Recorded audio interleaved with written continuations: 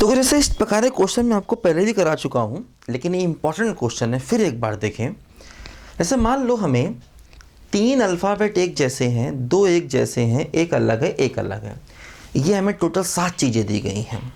ठीक, अब हमसे कहा जाए find number of ways of selecting, ठीक, एट लीस्ट 1 अल्फ़ाबेट। ठीक, find number of ways of selecting at least 1 alphabet, मतलब कम से कम एक अल्फ़ाबेट को सेलेक्ट करने के तरीके बताइए।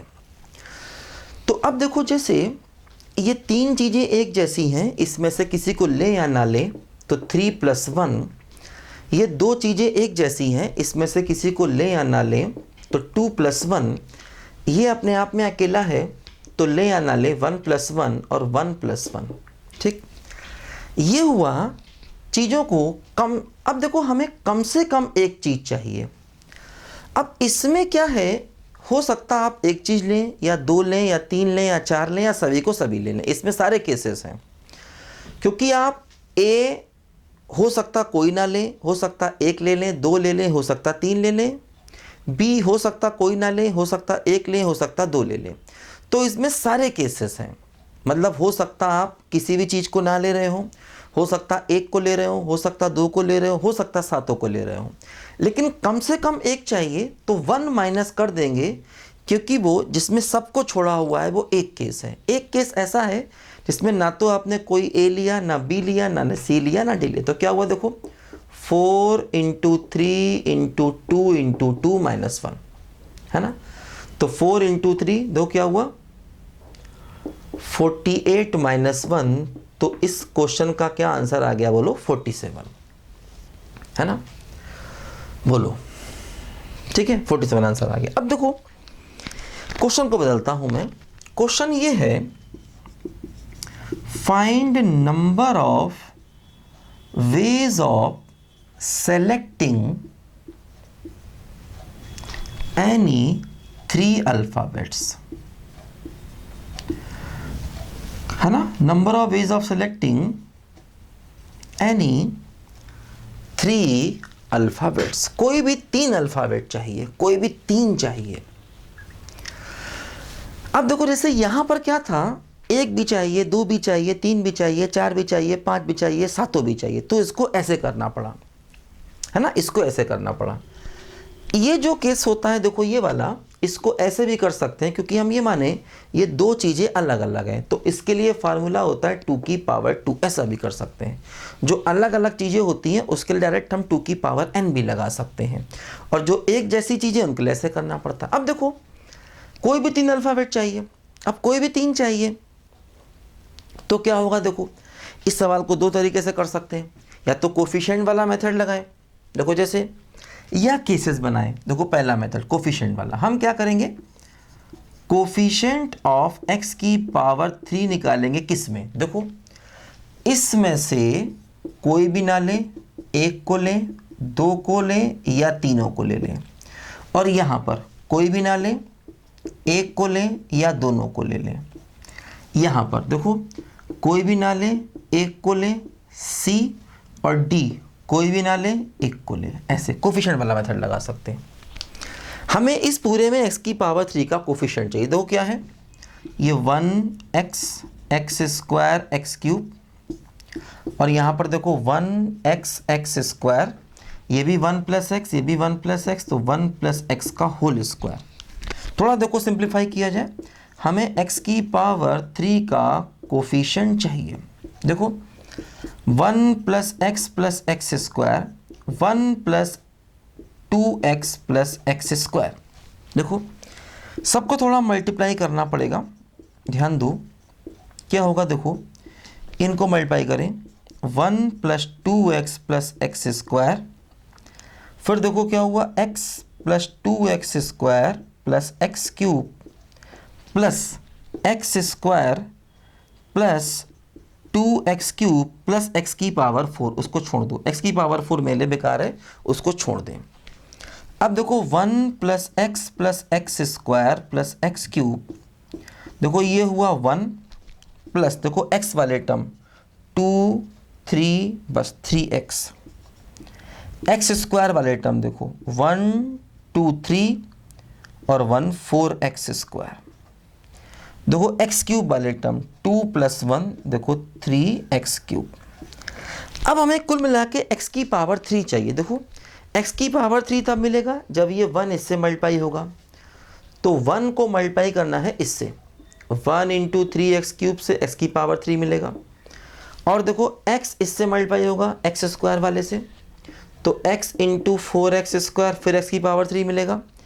एक्स स्क्वायर 3x से मल्टीप्लाई होगा तो एक्स स्क्वायर × 3x, और x क्यूब 1 से मल्टीप्लाई होगा तो x क्यूब × 1। देखो क्या हुआ, ये हुआ 3x cube plus 4x cube plus 3x cube plus x cube.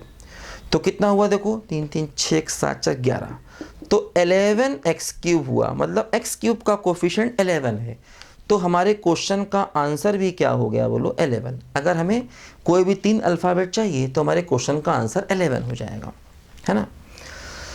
ठीक है, बोलो कोफिशिएंट मेथड से करेंगे। अब इसी को देखो करने का एक तरीका और भी होता है, मैंने बताया था आपको पहले भी क्या, कि हम केसेस बना के करें। देखो हमारे क्वेश्चन का आंसर यहाँ से 11 आया। एक बार चेक कर लेते हैं, ये 3 टर्म थे, किसी को ना लें, 1 को लें, 2 को लें, 3 को लें, किसी को ना लें, 1 को लें, 2 को लें, ठीक है, कोई दिक्कत नहीं है। मल्टीप्लाई किया 1 + 2x + x square plus x + 2x square plus x cube, x square plus 2x cube, x की पावर हटा दिया, 1 + 2x और x 3x हो गया, x square 2x square 4x square हो गया, x क्यूब और 2x क्यूब 3x क्यूब हो गया। अब हमें x क्यूब का कोफिशिएंट चाहिए, तो 1 × x cube, x × 4x square तो 4x cube, x square × 3x तो 3x cube plus x cube. 4 3 7 3 10 11 11x cube, 11 हमारे क्वेश्चन का आंसर आ गया। देखो इसको ऐसे ही कर सकते हैं, 3 अल्फ़ाबेट सेलेक्ट करने हैं तो क्या करेंगे, देखो एक और मेथड होता है इस क्वेश्चन को करने का, सेकंड मेथड। ये मैं पहले बता चुका हूँ, ये सारे केस मैं पहले बता चुका हूँ, दोबारा फिर बता रहा हूँ, जिससे अगर आप भूल गए हो तो फिर एक बार रिकॉल करिए, क्योंकि ये बहुत इंपॉर्टेंट केस हैं, है ना। इस बहुत इंपॉर्टेंट केसेस हैं, ध्यान दो। ऐसे सवाल मैंने कराए थे, जैसे मैथमेटिक्स वर्ड दिया गया, उनमें से 4 को लेकर के बनाइए कितने वर्ड्स बनेंगे। ऐसे क्वेश्चन मैंने पहले कराए हुए हैं आपको, है ना, कि 4 को लेकर बताइए कितने वर्ड्स बनेंगे, या 3 को लेकर बताइए कितने वर्ड्स बनेंगे। तो मैंने बताया था 2 तरीक़ों से सवाल हो सकता है ये, ठीक है। फिर भी देखो, फिर एक बार कराता हूँ। देखो सेकंड मेथड हो सकता है 3 चाहिए, तो पहला केस ये कि ऑल 3 डिफरेंट, तीनों के तीनों डिफरेंट आ जाए।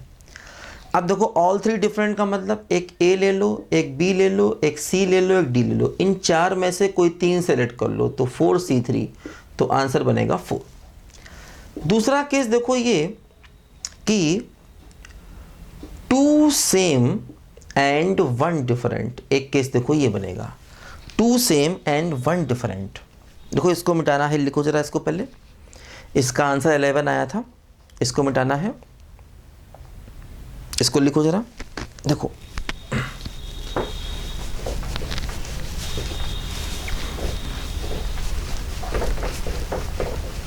देखो क्या है यहाँ पर, दूसरा केस बनेगा 2 सेम अल्फ़ाबेट हो।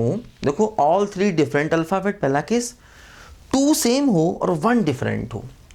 अब देखो 2 सेम का मतलब कि वो ए है और बी है और सी और डी है, तो जो 2 सेम लोगे वो इन दोनों में से कोई एक लोगे, तो 2C1।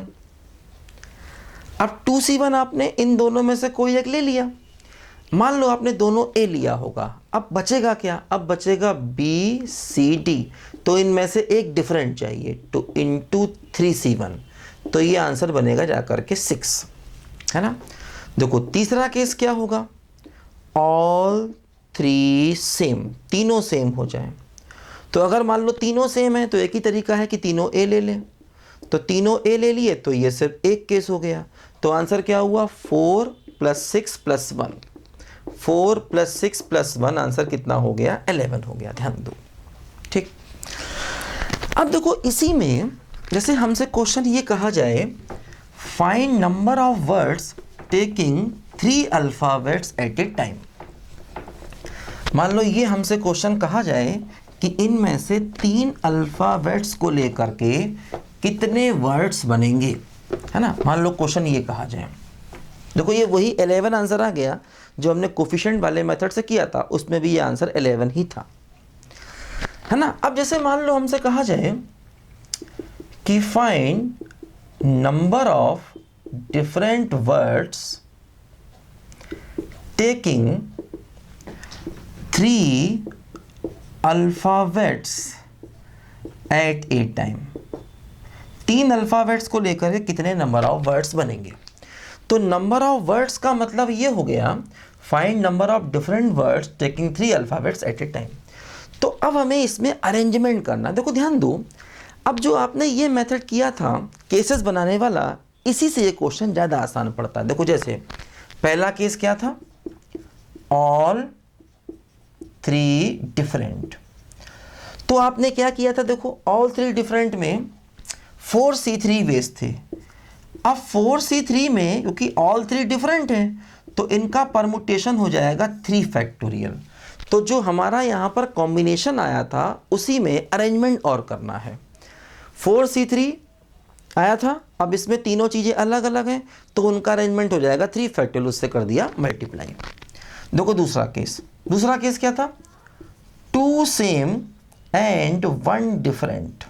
देखो इसका आंसर, इसका सिलेक्शन ये आया था 6, इसका सिलेक्शन कितना आया था 6। पहले ये काम करना पड़ेगा, तो 6 और 2 सेम एंड 1 डिफरेंट है तो इनका अरेंजमेंट होगा 3 फैक्टोरियल अपॉन 2 फैक्टोरियल। ध्यान दो, क्योंकि जो 3 चीज़ें आपके पास हैं उसमें से 2 एक जैसी हैं तो उनका अरेंजमेंट हो जाएगा 3 फैक्टोरियल अपॉन 2 फैक्टोरियल। तो पहले हमें कॉम्बिनेशन करना पड़ेगा, 6 आंसर आया था, है ना। 2 सेम एंड 1 डिफरेंट का 6 आंसर आया था, इसी को करना है हमें अब अरेंज। तो ये इसका अरेंजमेंट। तीसरा केस देखो क्या था, ऑल 3 सेम, तीनों चीज़ें सेम, तो इसका एक ही आंसर था और इसका अरेंजमेंट करेंगे तो फिर वही 3 फैक्टोरियल अपॉन 3 फैक्टोरियल मतलब 1। तीनों चीज़ें सेम है तो 3 फैक्टोरियल अपॉन 3 फैक्टोरियल। देखो इस क्वेश्चन का फाइनल आंसर क्या आ गया, ये मान लो A हो गया, ये B हो गया और ये C हो गया। तो इस क्वेश्चन का फाइनल आंसर आ गया A plus B plus C। मतलब अगर हमें अरेंजमेंट करना है तो पहले कॉम्बिनेशन करना पड़ेगा, फिर हर एक कॉम्बिनेशन का अरेंजमेंट करना पड़ेगा। इसका अरेंजमेंट तीनों चीज़ें अलग अलग है 3 फैक्टोरियल, इसका अरेंजमेंट 2 चीज़ें सेम है एक अलग है तो 3 फैक्टोरियल, 2 चीज़ें सेम अपॉन 2 फैक्टोरियल। इसका अरेंजमेंट तीनों चीज़ें सेम है तो 1 इंटू 3 फैक्टोरियल अपॉन 3 फैक्टोरियल, है ना। तो ये अच्छा, अब देखो अरेंजमेंट वाला क्वेश्चन भी डायरेक्ट हम कर सकते हैं अगर हम चाहें तो। अरेंजमेंट वाला क्वेश्चन भी देखो डायरेक्ट हो जाता है कोफिशिएंट वाले मेथड से।